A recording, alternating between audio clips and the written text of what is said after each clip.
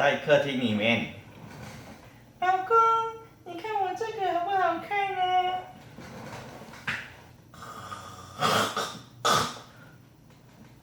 好看，好看，好看，好看。你每次跟你讲话，你都这样子，都是打呼就睡着。我哪有啊？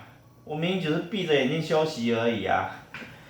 都已经打呼打那么大声了，你还说你没有睡觉？啊？那到底是老婆对还是老公对呢？一个说打呼睡觉，一个说他根本就是闭目养神没有睡觉。好，其实两个都对。那这个有打呼当然就是已经睡着了但是因为打呼造成睡眠呼吸中止那不断的醒过来，每一次睡觉可能都睡不到1-2分钟所以对外界的声音大概都听得到，所以他都会认为自己没有睡觉。所以一个就认为老是睡觉，一个认为自己没有睡觉，两个经常就因为这样子而起争执。所以只要有这样的问题，那就到睡眠门诊来，这睡眠专科医师会负责调停这个家庭的纠纷。